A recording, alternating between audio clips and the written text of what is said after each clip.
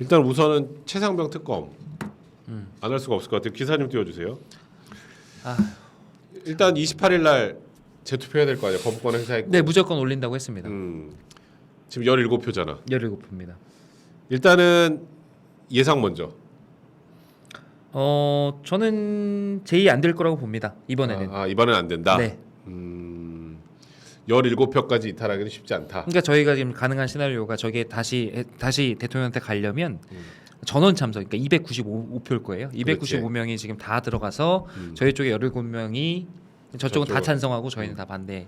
그러니까 17명이 이탈한다 하나랑 안 나오는 거죠. 그지? 안 들어가면 주니까. 200 만약에 270명, 그러니까 야당이 다 들어오고 여당이 한 몇 명 빠져서 270명이 되면 야당 단독으로도 처리는 가능한데 두 가지 다 제가 봤을 때 쉽지 않고요. 다만 그게 있겠죠. 어떤 거? 얼마나 이탈표가 많이 나오느냐에 따라서 이 당이 지금 이 대통령에 대해서 어떻게 생각하고 있는가를 다시 한번 판단하게 될 것이고, 그리고 이어서 그것이 22대는 훨씬 더 불리한 상황에서 출발하니까요. 나도 거의 비슷하게 생각하는 네. 게 이번에는 어쨌건 막을 겁니다. 막을 것 같고 22대 국회에서는 어쩔 수 없을 것 같아요. 네. 그래서 넘어갑니다. 22대에서는 그 전에 어떻게 저 독소 조항을 없앨 수 있는지에 대한 고민을 해야지 저걸 통과시키네 마네 쪽으로 고민을 하다가는 완전 골로 간다. 나는 개인적으로 제 개인적인 소신은 이번에 통과가 됐으면 하는데 사실 개인적으로는 왜냐하면 이게 사실 그 최상병 이슈는 보수가 되게 불편한 이슈예요. 네. 불편한 이슈라는 게 여러 면에서 보수는 사실 국방에 대한 안보 정당이죠. 안보 정당이고, 그리고 어쨌건 안타깝게 젊은 해병대원이 사망을 했는데 진상 규명이 제대로 안 된다는 거는 보수 입장에서는 받아들이기 참 어려운 문제거든요. 네, 그건 동의할 수 진짜 없습니다. 보수 입장에서는. 네. 그리고 일단은 나도 그래. 그러니까 원론적으로, 그러니까 대통령이 왜 거부권 행사하는지는 충분히 이해가 돼요. 우리나라 제도라는 게 있잖아. 네. 검찰도 있고 특검도 있고. 네. 그럼 여기서 다 해보고 뭔가 부족할 때 특검을 가는 게 원론적으로 맞지. 맞습니다. 근데 지금은 그렇게 너무 원리 원칙만 따져야 될 때는 아닌 것 같아요. 이미 그 선은 넘어갔어요. 넘어갔으니까. 그래서 개인적으로 생각할 때 저는 최상병 특검법 이번엔 거부권 행사 안 했으면 했지만 네. 했으니 뭐 어쩔 수 없으니까. 근데 일단은 이번에는 뭐 결론적으로는 뭐 막을 수는 있을 것 같은데 저 이슈가 이대로 끝나지 않을 거라는 게 문제지. 저도 그 진단에는 동의하는데 저는 조금 전략적으로 제가 가진 해법은 좀 다릅니다. 그러니까 저는 이번에 마지막 기회라고 생각해요. 저도 마찬가지로 거부권을 이번에 대통령께서 행사하지 않으셨으면 했습니다. 근데 대통령실에서 밝힌 입장에 저는 답이 있다고 생각해요. 어차피 이거는 밀려서 저희가 끝까지 밀려서 어떻게든 특검으로 갈 확률이 높다고 저는 보거든요. 근데 그걸 그냥 보고 있는 게 아니라 훨씬 더 능동적으로 대처를 해야 된다. 지금 거부권 행사한 마당에 이게 3분의 2로 국회에서 재결돼가지고 다시 올라간다. 이거는 진짜 망하는 겁니다. 이건 국회 차원에서 우리 여당을 포함한 모든 국회의원들이 대통령을 신임하지 않은 거예요. 불신임해버린 거예요. 그냥 불신임하는 게 되지. 이거는 말이 안 돼요. 그래서 이번에는 맞고 그 다음에 시간이 얼마 없지만 지금 저희 당이 문제 제기는 두 개예요. 아까 전에 말씀하신 것처럼 뭐 지금 이미 수사 중인데 뭐 이런 걸 빼고 이 절차에 관련해서 문제되는 게 두 개인데 첫 번째는 받아들일 수 없는 독소 조항들이 있다. 이거를 맞아요. 고치는 거 하나. 두 번째 이거를 합의 없이 여당이 다수의 힘을 밀어붙여서 단독으로 처리시켰다. 두 가지인데 이 두 개를 해결하는 거죠. 무슨 얘기냐면 저희가 먼저 선제적으로 이 독소 조항을 제거하고 아까 제가 이야기한 것처럼 대통령이 개입했네 여부에만 포커싱하는 특검이 아니라 앞에 있는 진짜 진상을 규명하는 것. 그렇지. 이렇게 짜서 먼저 제안하는 겁니다. 민주당은 안 받을 수 없을 겁니다. 그래서 합의, 그러니까 정진석 비서실장도 합의하지 않고 이런 식으로 올라온 거에 대해서 대통령께서 받아들이기 어렵다. 우리는 그동안 이태원 봐라. 합의한 건에 대해서 대통령께서 최대한 존중하려는 스탠스를 가지고 있다라고 이야기한 만큼 그 명분도 그러니까 챙겨주는 거죠. 먼저 우리가 선제안하는 거. 근데 우리 조금 전에 우리 민주당 얘기했지만 민주당 요즘에 계속 나오는 거 원한 고수더라고. 이번에 통과 안 돼도. 원한 고수가 지들 입장인데. 근데 또 그걸 또 수정해서 국민의힘이랑 합의해서 뭔가 변화하면 또 저기 색출 들어갈 텐데. 근데 공은 그러면 저쪽으로 갑니다.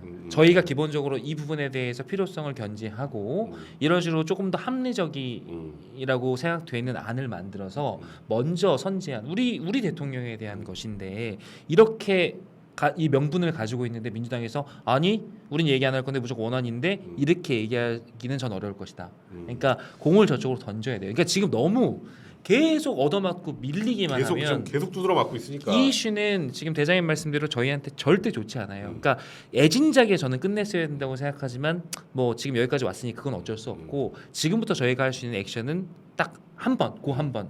그러니까 지금 이번에 저희가 이걸 부결시켜 놓고 그 다음번에 22대 국회에서 1호 법안으로 한다니까 그 사이에 진짜 빠르게 움직여서 저희가 먼저 선제하는 거죠. 그리고 나는 또 하나의 변수는 공수처의 수사 결과가 빨리 나오는 것도 하나의 방법이라고 생각해요. 그 안에 나오지 않겠습니까? 근데 1차적으로 지금 굉장히 빨리 서두르는 것 같긴 하거든. 그렇죠. 네. 근데 공수처의 안이 나오면 그 다음에 이제 특검을 하고 안 하고의 문제가 조금 더 이제 또 다른 변수가 생기는 거잖아. 근데 쟤네는 무조건 공수처의 나와도 결과가 나오 대통령을 뭐 보내야 되니까 그 얘기를 안 했다 뭐 무조건 꼬투리 잡을 겁니다. 그러게 말이에요. 아무튼 이 지금 뭐 최상병 특검 이슈는 계속 앞으로도 계속 살아 있을 것 같은데 얼른 끊어야 됩니다. 근데 나는 여기서 제일 궁금한 거 한동훈 위원장은 이걸 어떻게 생각하고 있을까? 그러니까 이 질문을 안 받을 수가 없는데. 그러니까 한동훈 위원장이 뭐 어쨌건 뭐 총선 과정에서는 그러니까 대통령하고 입장이 똑같았어요. 지금 수사기관의 수사를 보고 나중에 판단해야 될 문제다. 맞습니다. 네. 그렇게 얘기를 했는데 그러셨죠. 사실 지금 우리가 많이 얘기하는 게 이제 한동훈 위원장이 요번에 뭐 정부 그 해외 직구 문제 같은 것도 반대하는 입장 내서 각을 좀 세우고 있죠. 각도 세우고 하는데 이것도 혹시 각을 세울 건가? 그러니까 친윤과 비윤 사이에 낀 한동훈, 최상병 특검엔 침묵 이런 기사 제목이 있더라고 지금. 그러니까 사실 저거는 이제 노컷 뉴스니까 제목을 좀 저렇게 자극적으로 잡긴 했는데. 네. 그러니까 나는 한동훈 위원장이 여기에 대해서 어떤 입장을 가지는지 이제 이런 게 어찌 보면 한동훈 위원장의 시험대예요. 시험대죠. 맞습니다. 앞으로. 네. 이걸 어떻게 생각할 것 같아? 본인이 포지셔닝을 어떻게 하는가의 문제인데 저는 그러니까 어쨌든 지금까지는 공식적인 언급이 없어요. 그만큼 어려운 문제거든 본인한테는. 근데 이제 어쨌든 등판을 하셨으니까 기본적으로 이 질문을 피할 순 없다. 그러면 저는 기본적으로 본인이 그동안 이야기했던 것을 100% 뒤집을 수는 없을 거예요. 법률가로서. 그래서 어느 정도 가능성을 내비치면서 뭐 우리가 어쨌든 정무적으로 이걸 빨리 돌파해 나가야 된다라는 두루뭉실한 답변을 뛰어넘는 그런 전향적인 이야기를 하기가 지금은 어렵다. 그러니까 정체에 관련된 거면 저는 제가 저번에 말씀드렸듯이 그 KS 마크 직구 관련된 문제는 선명히 낼 수 있었어요. 정권에 이거는 정체에 관련된 거잖아요. 이게 이 정권에 하는 일은 무조건 반대 이런 개념이 아니라 이건 이 정책은 안 된다 이런 그렇죠. 그리고 거기에 또 근거가 있었고 근데 이거는 그렇게 무조건 나는 각을 세워야지 대통령이랑 다른 길을 가야지 이러는 순간 이거는 본인 지지자들도 잃을 수 있는 길이기 때문에 진짜 이게 약간 그러니까 정치인들이 선명한 입장을 낼 때는 또 내는 것도 중요한데 저는 꼭 그렇지만은 않다고 생각하는 게 어느 정도 이렇게 쓱 타고 넘어가는 이슈도 있어야 된다고 생각하는데 다른 사람들은 저희 같은 사람들은 막 강하게 좀 낼 수 있어도 한동훈 비대위원장 입장에서는 이 부분은 조금 타고 넘어갈 필요는 있다고 생각해요. 그러니까 나도 개인적으로 한동훈 위원장이라는 정치인은 내가 저 사람이랑 반대를 하니까 저쪽 건 다 반대해야지 하진 않을 것 같아요. 저도 그건 아닐 것 같아요. 그러니까 그렇다면 정치적으로 너무 하수인 거고. 네. 그러니까 지금 뭐 국힘에서 뭐 하면 민주당이 무조건 막 지랄하잖아. 네. 그러니까 그런 식의 정치를 하려고 하는 것 같진 않아. 그리고 어찌 보면 유승민 의원하고 좀 달라. 유승민 의원은 약간 전 의원 같은 경우는 이제 대통령하고 완전 각을 세워서 사실 대통령이 뭐라 다 반대하잖아. 네. 거기는 약간 감정이 좀 들어가 있는 것 같고 이건 내 개인적인 생각이에요. 아니, 그분은 기본적으로 그래도 돼요.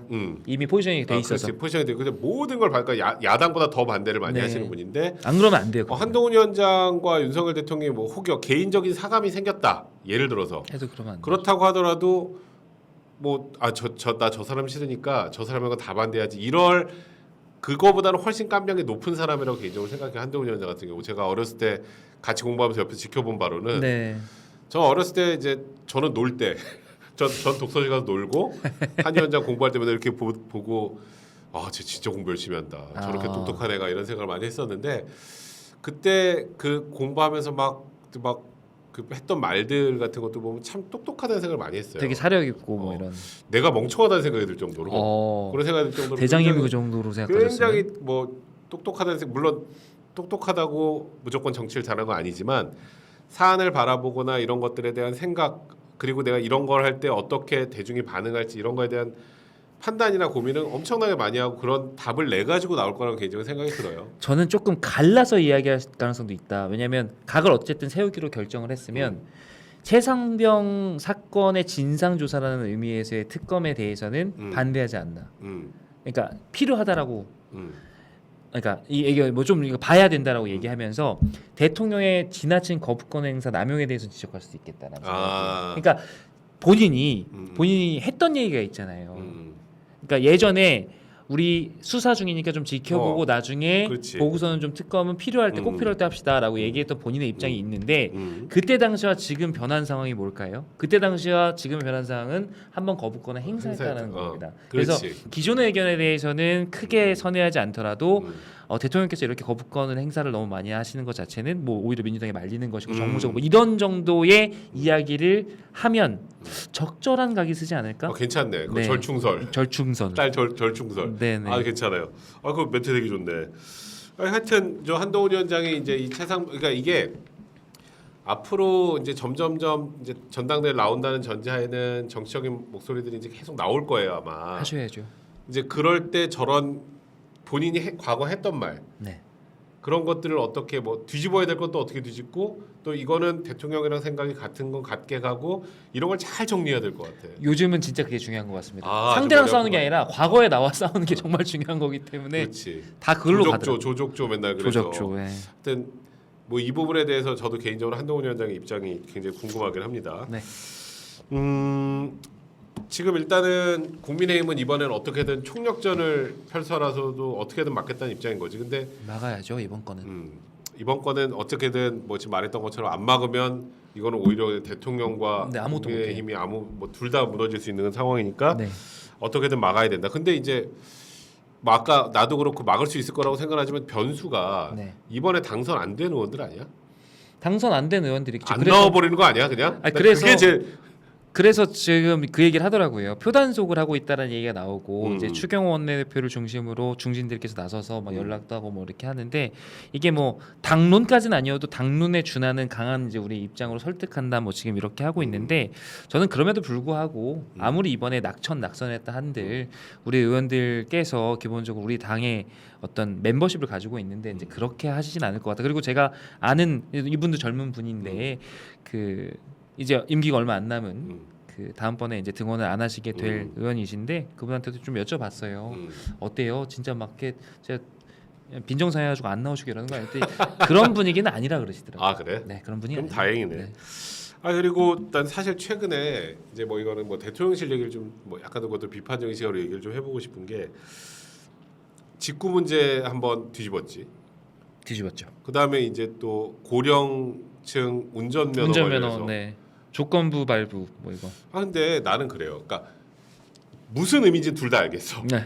직구도 마찬가지고 사실 요즘 왜 한 건지는 알겠죠. 고령층이 운전하면서 막 사고 나고 운전 아무래도 좀 반사신경도 느려지고 이런 거 다 있는데 그렇다고 이렇게 가면 이거 앞으로 노인표는 어떻게 하려고 그러는 거야? 이게 나중에 고위험군으로 바꾸긴 했는데 처음에 이제 기본적으로 뭘 의도했는지는 알겠죠. 근데 이게 아니까 이게 정책 결정하고 발표하고 할 때 이 안에 레드 팀도 좀 있어야 되는 거 아니에요? 이럴 때는 어떤 문제가 생길 수 있고 이러니까 이걸 어떻게 마사지하고 어떻게 조율하고 근데 그런 게 하나도 안 보여 대통령실에서. 그러니까 더 심각한 당하고 이거 당하고도 얘기 안 한 거잖아. 당하고는 당연히 얘기 안. 당하고는 얘기를 거의 안 하는 것 같고요.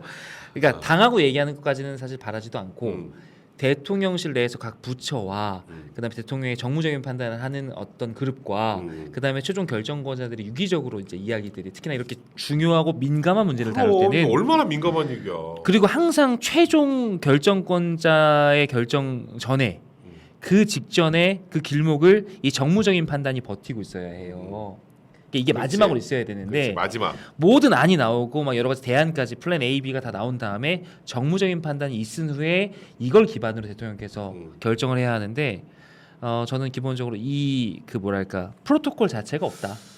작동하지 않고 있다. 없다가 아니라 없다 하면 또 제가 너무 아는 것 같은 얘기니까 실제로 있더라도 작동하지 않. 이건 너무나 명확해요.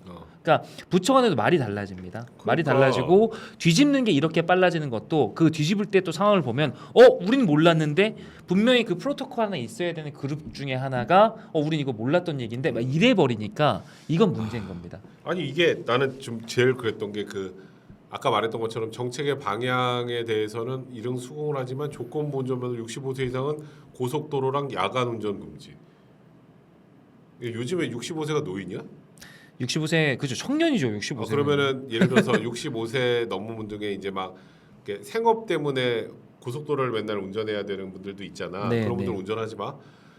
그러니까 뭐 이것도 아마 결론적으로 뭔가 나오면은 거기에 대해서 또 예외도 있고 막 하겠지만 이렇게 덜컥 발표해 버리면 이거 어떻게 나 진짜 요즘 보면 깜깜이 죽겠다니까. 국민의 안전 뭐 이런 측면에 그러니까 기본적으로 이제 정부가 지금 최근에 안전을 중요시하는 건 오케이. 그러니까 최근에 하고 싶은 이미지, 그러니까 주고 싶은 이미지가 뭔지는 알겠어요. 국민의 안전을 위하여. 근데 그것이 그러니까 저는 이 두 가지 조언을 같은 분께서 했을 가능성도 좀 크겠다 이런 생각을 좀 하는데 어쨌든 간에 기본적으로 이런 것들을 최종까지 정무적으로 치밀하게 유기적으로 판단할 수 있는 프로토콜이 부재하거나 작동하지 않다라는 점. 근데 제가 한 가지 조금 그래도 다행으로 생각하는 거는요. 특히 이번에 직구 사태 관련해서 여기에 대해서 어쨌든 철회를 했잖아요. 그렇지. 그다음에 이것도 욕 먹고서는 어쨌든 간에 바꿨잖아요. 말을 바꿨는데 여기에 대한 목소리가 여권에서 나오고 있다라는 거예요. 그것도 잠룡들을 중심으로 해서 그렇지. 서로 다른 의견을 내면서 그러니까 이건 어떻게 보면 큰 틀에서 자정작용이고 여기에 이제 언론들이 티키타카하네 의견이 이 사람이랑 결이 이렇게 다르네. 한동훈 뭐 비대위원장은 다르고 나경원 의원은 어떻고 뭐 유승민 의원은 어떻고 막 이렇게 오세훈 의원 막 늦게 참전해서 욕 먹고 막 이게 막 우리 이 스타들이 저희 내부에 있는 스타들이 서로 티키타카하는 것들이 언론에 나오잖아요. 근데 그게 다행히도 이런 정책 이슈, 민생과 관련해서 그래서 여당에서 기본적으로 뭐 대통령이 불편해지든 어쨌든 간에 막 비판해서 막 쟤네들은 왜 그래 그러고 막 뒤집고 이런 과정이 저는 너무 다행이라고 생각은 들어요. 하긴 그냥 정치적으로 저기를 밟으려는 그런 게 아니라 어떤 정책에 대해서 소위 잠룡들이 이에 대한 이건 이래요, 생각들, 이건 이래요. 그다음에 또 그걸 또 받아서 일부는 대통령실에 또 정부에서 철회도 하고 그런 과정이 어찌 보면 좀 건강해 볼 수 있다는 거. 저는 기본적으로 이게 훨씬 더 좋은 모습이다라는 생각이고 그리고 다행이다. 이게 여당이 기본적으로 살아있다라는 증거라서 다행이다. 민주당에서는 지금 맨날 그 개딸들 내외에서 이 사람들 어떻게 할까 막 이 얘기하고 거기보다는 있고. 좀 낫긴 한데 나는 개인적으로 이제 지금 말한 그 뒷부분, 그러니까 정부에서 어떤 정책이 나왔을 때 정책에 관련된 각자의 생각을 얘기하면서 그 의견을 모아가는 과정은 좋은데 그런 얘기가 최소화될 만한 정책을 발표를 해야 되는데 그게 아예 그냥 그럴 여지가 없으면 제일 좋은데 그게 대통령 그러니까 이게 너무 크니까 그런 게 아까 말한 것처럼 너무 자주 65세 있으니까. 이상 야간 운전 금지하고 고속도로 운전 금지 이런 거는 지금 나오면 어떤 욕을 먹을지 일반인 여기 아마 시청자들 거의 비슷하게 생각하실 걸? 근데 제가 내부에 안 있어봐서 모르겠는데 그러니까 두 가지 중에 하나예요. 이게 프로토콜 자체가 아예 망가져 있던가 프로토콜이 있음에도 불구하고 최종 결정자가 뭐 그런 것들을 무력화시키거나 둘 중 하나인데 차라리 후자 그러니까 대통령께서 고집이 세셔서 그냥 본인이 원하는 대로 밀어붙여서 그렇다 그러면 그나마 전 그건 다행이라고 생각하고 전자면 더 위험하다 전 그렇지. 대통령이 변한다고 될 일이 아니에요. 그러니까 정부의 정책 결정 능력이나 이런 것들 추진할 수 있는 과정 자체가 지금 망가져 있다는 거니까 그러지 않기를 바랍니다. 그러니까 지금 이제 이 정책 얘기를 좀 해봤는데 이제 또 한동훈 위원장만 주구장창 물었다가 요즘에 굉장히 힘들어지신 분 이야기를 좀 해볼게요. 기사 좀 띄워주세요. 그분이요? 진짜 사방에 손절당하고 있는 그분. 근데 홍준표 시장은 일관성은 있더라. 일관성은 방자하다. 방자하다. 가당치도 않다. 그러니까 이게 본인이 한동훈 위원장가 자꾸 애라 그러잖아. 저 사람이 저분이 의도적인 거예요. 저건 100%. 그리고 뭐 이 정도면은 뭐 약간 내가 나갈 수도 있다는 취지의 얘기를 한번 던졌어요 며칠 전에. 그 코스프레 하신 거죠. 대통령 얘기 나오자마자 바로 받았더만요 이거를. 그렇지. 근데 그거를 아무도 실드 쳐주지 않고 다 손절하는.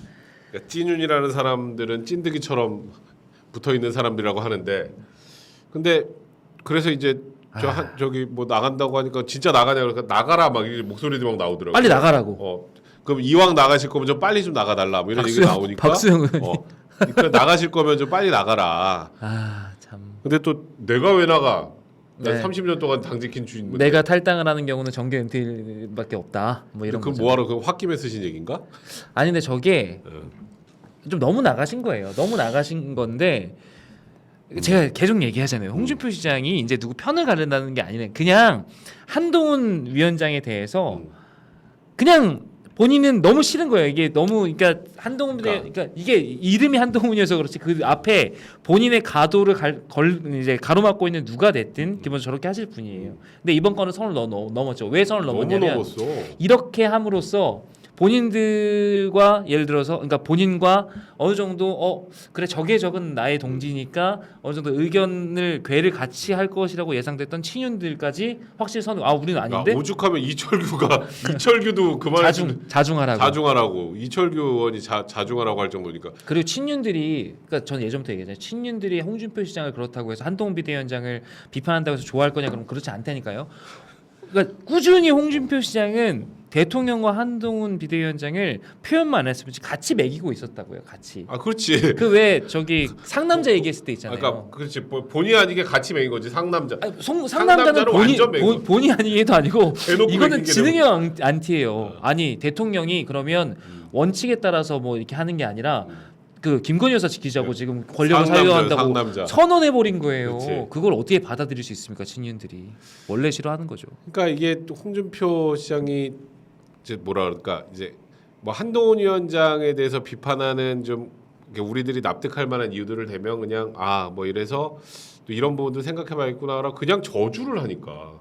경험 부족 뭐 이런 거 처음에 그거는 들어줄만 했는데 뭐 무슨 당을 지옥으로 끌어들인 애가 막 이래버리니까 이거는 비판이 아니고 이건 이미 수위를 넘었죠. 사실 저런 분이 나중에 진짜 대통령이 되겠다고 나오는 거를 어떻게 사람들이 받아줄 수 있겠어요. 난 진짜 요즘에 사실 홍준표 시장을 보면서 나도 너무너무 실망을 해서 그러니까 아예 탈당 얘기 운운하시지 마시고 진짜 좀 어른으로서의 역할을 해주시기를 바랍니다. 진짜 매력적인 분이었거든요. 저희 젊은 사람들이 보기에. 그러니까 옛날 홍카콜라 뭐 하고 할 때는 그런 게 많은 분이에요. 그런 얘기할 때 또 좋아하는 분도 있었는데 요즘에는 진짜. 근데 항상 그게 양날의 검이었는데 최근에는 그게 아주 부정적으로만 너무 작용하는 것 같아서 진짜 안타깝습니다. 그러니까 말이에요. 하여튼 저 오늘은 뭐 저희 그 국민의힘 얘기, 대통령실 얘기까지 한번 쭉 해봤는데요.